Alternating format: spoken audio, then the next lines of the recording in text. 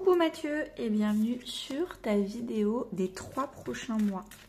C'est parti, on va aller voir maison astrologique par maison astrologique, domaine de vie par domaine de vie. Qu'est-ce qui va se passer? Quels sont les conseils pour les 3 prochains mois? Je vais prendre plusieurs jeux de cartes.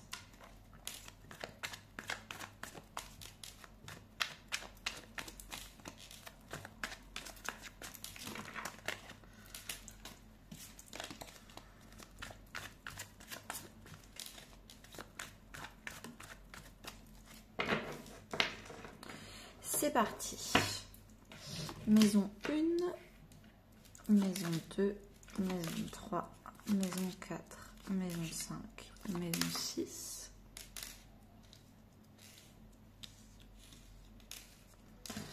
Maison 7, maison 8, 9, 10, 11 et 12.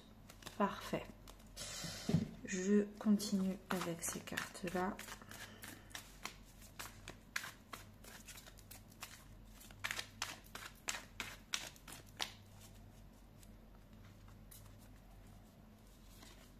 Un, 2, 3, 4, 5, 6, 7. Ok. Alors, en dos de deck, qu'est-ce que tu as fait ces 3 derniers mois? Tu t'es replié sur toi-même avec l'ermite et tu as vraiment réfléchi au passé. Qu'est-ce que tu as fait de ton temps? Où est-ce que tu as perdu du temps? Où est-ce que tu n'as pas perdu de temps? Comment se débloquer d'une situation? Et les réponses pour se débloquer sont dans le passé. S'il faut que j'arrête, si je veux avancer aujourd'hui, il faut que j'arrête de reproduire et de répéter un comportement du passé qui n'est plus bon pour moi. Et pour ça, l'ermite, c'est celui qui est tourné vers le passé, il est tourné vers la gauche. C'est un des seuls personnages du tarot qui est tourné vers la gauche. Parce qu'en fait, il est tourné, les réponses sont dans le passé. Il faut que j'arrête quelque chose du passé. Et ça, dernièrement, c'est ce que tu as compris. Si tu veux aller de l'avant, il faut faire des nouveaux choix. Il faut sortir de sa zone de confort. Il faut faire quelque chose de nouveau. La maison 1, c'est toi, ta personnalité, ton enfant intérieur. Là, tu es en convalescence avec le 4 de coupe. Tu es en train de guérir, de te stabiliser émotionnellement. Le 4, c'est la stabilité en numérologie. Tu es en train de prendre du temps pour toi, de respirer, de prendre des moments où tu veux peut-être plus te reconnecter à toi, t'écouter, tes émotions, tes besoins, tes envies.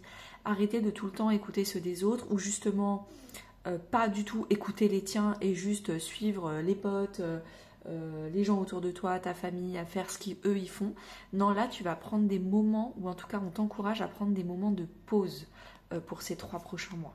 Des moments de pause, on va dire, entre toi et toi-même. Donc tu vas faire des activités seule pour te retrouver toi. En face, on a la maison 7 qui est la maison du couple, de l'engagement. Et aussi de toi, comment tu t'engages aussi dans ta vie professionnelle. Donc là, tu vas enfin t'engager envers toi-même et les gens qui comptent pour toi, ta meilleure amie, un membre de la famille, peut-être une personne sentimentale, un client ou un employeur, tu vas faire ce que tu promets. Quand tu dis quelque chose, tu le fais. Tu es, pour ces 3 prochains mois, beaucoup plus leader, meneur. Tu vas prouver qu'on peut te faire confiance dans le faire. Tu vas prouver ton engagement et le fait que tu es quelqu'un de confiance, pas dans tes mots, pas dans les émotions, pas dans la communication, mais surtout dans le faire. Donc tu vas peut-être rendre des services aux gens, c'est comme ça que tu t'engages avec les autres. C'est dans tes actions. La carte des finances, de la valeur, de ton estime de toi. Comment tu te trouves? Est-ce que tu penses que tu as de la valeur ou pas? Tu es en train de te pardonner toi-même, de t'être rabaissé, d'avoir accepté des miettes, de ne pas avoir... comment dire ça? De ne pas être estimé à ta juste valeur. Peut-être même aussi d'avoir attendu que d'autres personnes te valident pour te valider toi-même. Tu attendais forcément la validation ou la réassurance de quelqu'un d'autre. Et là, c'est fini. Il y a aussi peut-être un pardon financier. Tu fais le deuil sur une situation financière, sur des échecs financiers, sur des mauvaises décisions financières. Avec la reine d'épée, maintenant, et parce que maintenant tu t'es pardonné, tu prends du recul et tu ne laisses plus impliquer tes émotions là-dedans. Maintenant, tu restes factuel. Ok, combien j'ai d'argent sur mon compte? Je ne peux pas dépenser plus de ça. Avec la reine d'épée, par exemple, au début de chaque mois, tu mets 200 € sur un compte pour ta retraite, 200 € sur un compte pour du au cas où. Et après, ce qui te reste, tu peux le dépenser, mais pas. Tu commences ton mois en mettant de côté. La reine d'épée, elle est vraiment carrée. Elle est factuelle. Pareil pour ton estime de toi. Ok, maintenant, si je veux bien prendre soin de moi, je vais commencer ma journée par faire du sport, par bien manger, par manger des légumes, par manger des fruits. Et après, si je veux manger McDo, etc., je le fais. Mais je commence par tout ce qui est mieux pour moi. Je mets des routines en place qui sont carrées. La reine d'épée, elle n'est pas là pour blaguer. Elle se fait passer en priorité, elle d'abord. Et ensuite, si elle a le temps pour les autres, tant mieux. Alors, la maison du développement personnel. La maison du développement personnel, tu es en train de passer un cap, le 10 d'épée. C'est la cap des cauchemars, de l'humiliation, de je suis pas assez bien, j'ai honte de moi, je suis bête, je suis pas assez ceci, pas assez cela. On n'arrête pas de s'insulter soi-même. Donc, la bonne nouvelle, c'est que le 10, c'est la fin d'un cycle. Là, les 3 prochains mois, tu vas dire, j'en ai marre de penser de moi que je suis nulle, que je ne suis pas assez bien, que dès que quelqu'un fait une petite réflexion, je suis persuadée que c'est une insulte pour moi, que c'est... En fait, j'ai un complexe d'infériorité, peut-être que j'arrête.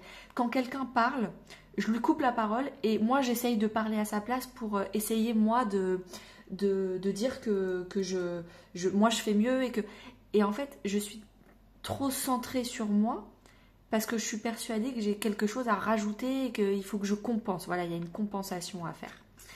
Et là, il va falloir couper le poids du fait de ne pas être assez bien, de devoir tout le temps compenser, de tout le temps parler de moi. Là, pour les 3 prochains mois, je vais arrêter de parler de moi et je vais te poser des questions pour que les autres parlent plus d'eux-mêmes. Et si moi, je ressens le besoin de rajouter de la confiture sur la tartine et de moi, je dois parler de moi et moi, ok, ça veut dire qu'il y a quelque chose qui ne va pas bien chez moi et qu'il faut le comprendre. Et je veux couper ça. Je veux couper ce besoin de tout le temps étaler ma vie comme de la confiture pour compenser un manque de confiance en moi qui est énorme. Et c'est la fin là, ces 3 prochains mois. Quelqu'un qui se sent bien dans sa peau, il n'a pas besoin de parler de lui, ou de temps en temps, une fois par semaine. Quelqu'un qui est mal dans sa peau, il a tout le temps besoin de raconter ses exploits, qu'est-ce qu'il a fait, ses expériences, pour essayer de compenser un manque de valeur qu'il a à l'intérieur de lui-même. La maison 3, c'est la maison de la communication. Tu es encore beaucoup trop influençable. Donc ces 3 prochains mois, c'est ce que tu vas travailler. Tu vas arrêter ce qu'on pense de toi, parce que peut-être que tu as beau dire non mais moi je m'en fiche de ce qu'on pense de moi, je m'en fiche de ce qu'on dit de moi, mais si tu as cette carte là, c'est que c'est pas vrai. C'est ce que tu aimerais bien dire, mais c'est que c'est pas vrai. Tu es encore énormément touché par ce que les gens disent de toi. Est-ce que tu es un bon père, est-ce que tu es un bon ami, qu'est-ce que tu fais bien, etc. C'est peut-être d'ailleurs pour ça que maintenant tu veux absolument faire ce que tu dis et si tu fais des promesses, tu les appliques. Parce que c'est quelque chose que tu as envie qu'on dise de toi dans ta communication.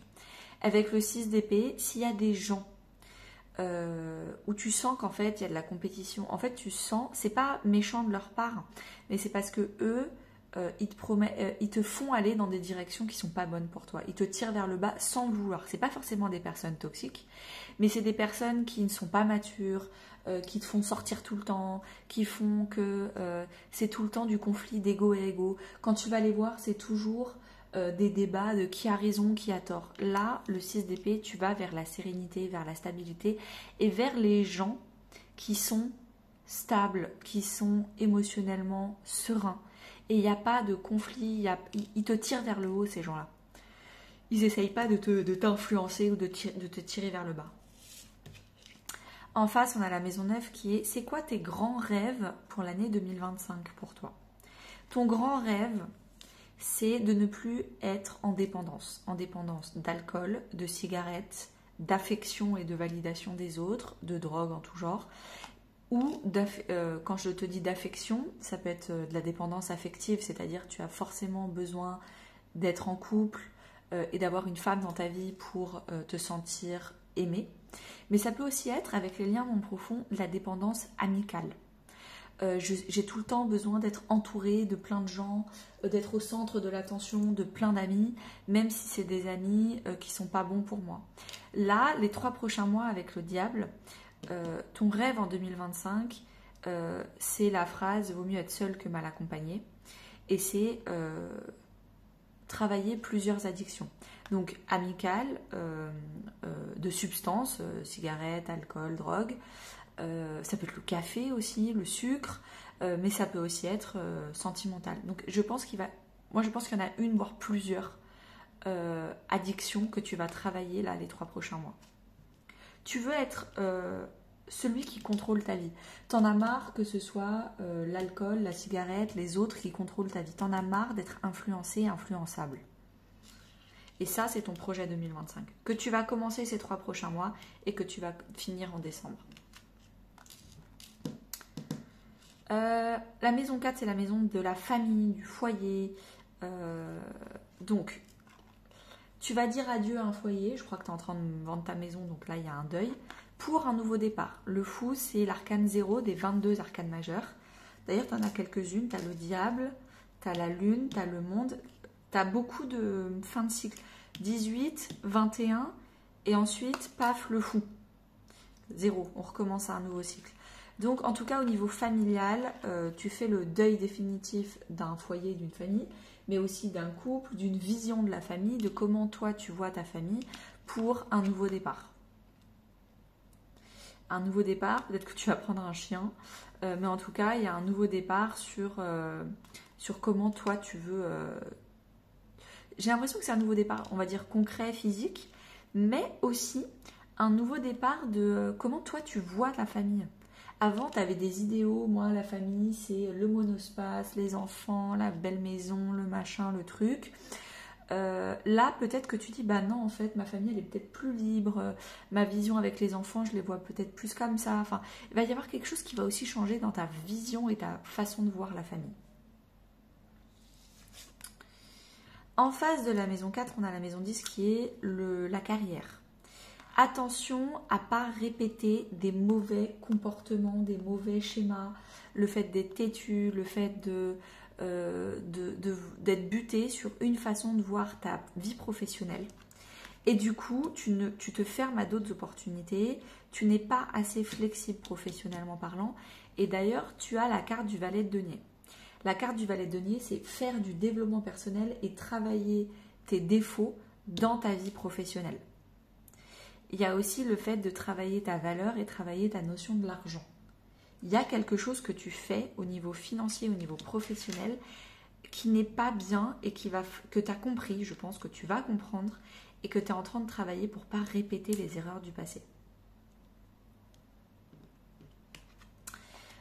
Avec tes enfants, loisirs, plaisir, tu vas travailler la maternité. Donc peut-être toi, ta paternité aussi, comment toi quel type de papa tu veux être, pour peut-être justement ne pas répéter ce que toi tu as subi avec ton propre père. Donc après ça, c'est pas des choses qu'il faut penser. Il faut prendre un papier, il faut prendre un stylo et il faut écrire. Ok, quelles sont les qualités que je veux voir moi en tant que père? Qu'est-ce que je veux offrir à mes enfants? Ok, maintenant que c'est, on va dire, des mots comme ça, on va les transformer en actions concrètes. Pour être un papa aimant, ok, concrètement, qu'est-ce que ça veut dire? Qu'est-ce qu'il faut que je fasse tous les jours? Qu'est-ce qu'il faut que je dise à mes enfants? Et donc là, c'est vraiment la lune, affronter ses peurs. Donc tu as des peurs à affronter au niveau peut-être aussi de la possessivité. Généralement, quand la possessivité, c'est une carte qui veut dire la comparaison. J'arrête de me comparer avec la maman de mes enfants. J'arrête de compter les points. Qui a raison, qui a tort, qui fait mieux ci, qui fait mieux ça. Et ça, les 3 prochains mois, tu vas travailler là-dessus. J'arrête de me comparer et de compter les points et d'essayer d'être dans une compétition. Si la personne en face, si la maman, elle veut être dans une compétition, c'est son problème. Et ce sera elle qui sera malheureuse là-dedans. Elle sera dans une compétition toute seule avec moi, mais moi, je ne serai pas là. Mais en tout cas, ça te fait peur. Il y a vraiment un problème,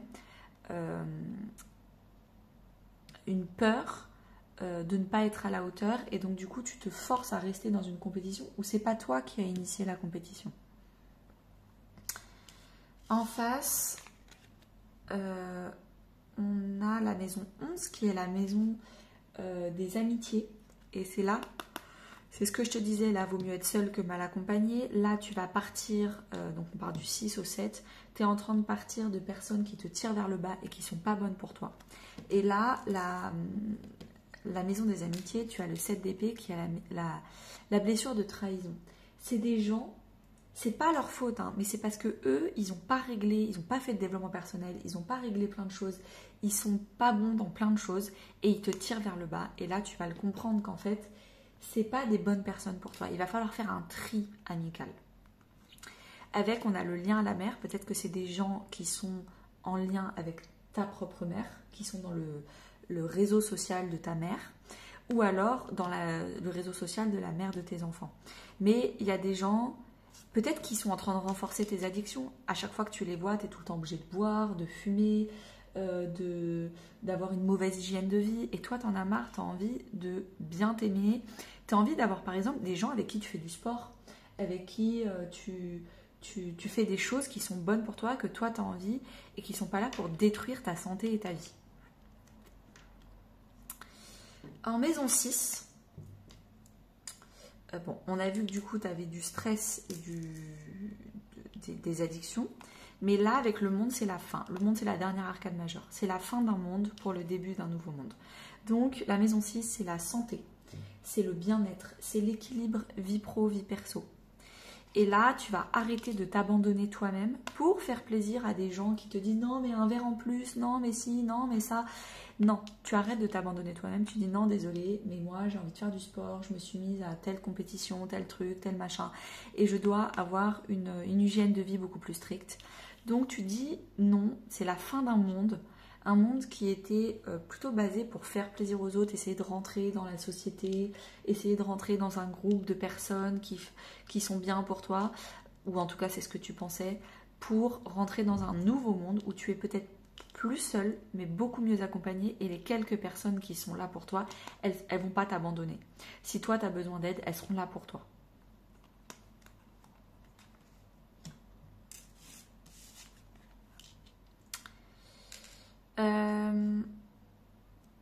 Dernière maison, on est sur la maison de la spiritualité. Tu es en train de prendre le temps pour t'écouter. Qu'est-ce qui est vraiment bien pour moi? Qu'est-ce que l'univers, Dieu, les anges, en fonction de tes croyances, veut vraiment pour moi? Est-ce que je crois à ça? Si j'y crois, pourquoi j'irai pas un peu plus là-dedans? Si cette vidéo me fait du bien, pourquoi j'essaierai pas un peu plus de suivre ce qu'il y a dans cette vidéo et pas juste l'écouter et passer à autre chose? Je prends le temps avec tempérance. J'arrête de faire les choses à la va-vite quand ça concerne la spiritualité. Alors, je vais te tirer 3 cartes conseils supplémentaires pour ces 3 prochains mois. De toute façon, chaque mois, je vais revenir vers toi pour te demander de réécouter la vidéo, d'écrire ce que tu en as pensé, de faire un bilan. Et encore une fois, je vais te demander du coup de le faire vraiment, de prendre le temps, de prendre 30 minutes une fois par mois, qu'est-ce que c'est, pour réécouter la vidéo et faire le bilan de où est-ce que tu en es. Premier conseil, tu es en train de guérir. On te demande de guérir ta blessure d'abandon. Le fait de donner trop ta confiance et ton énergie à des gens qui te tirent vers le bas. les réseaux. Il faut changer ton réseau de communication, peut-être les réseaux sociaux, oui, mais il faut que tu changes tes réseaux d'amis. On te demande de te concentrer sur les gens qui t'entourent, parce que là, apparemment, tu n'es pas bien entouré. Et cet été, du coup, tu vas recevoir les résultats qui sont positifs d'avoir changé de réseau. Il faut que tu n'hésites pas, peut-être à ton travail, à enseigner, à peut-être prendre un apprenti, peut-être prendre quelqu'un, peut-être te mettre à la lecture avec tes enfants. Il faut que tu transmettes tout ce que tu as appris dans la vie. Tous les échecs que tu as eus, tu les as transformés en leçons de vie. Il faut que tu partages et que tu sois généreux dans cette leçon de vie. Tu as des choses à apprendre. Ok, merci beaucoup pour cette vidéo. J'ai hâte d'avoir ton retour et à bientôt.